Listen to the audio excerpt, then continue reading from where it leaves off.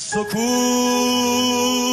سکوت سکوت سکوت فاطمه به مسجد آمده است، یا که این خود محمد است.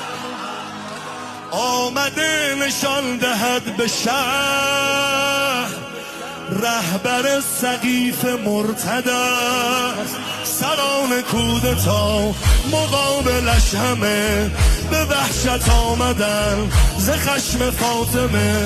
نه فقط قنفذ و مردان بنی اسلم را، بگو این قوم بیارن همه عالم را. اگر آن معرکه ها چند برابر میگشت، باز هم فاطمه دور سر حیدر میگشت.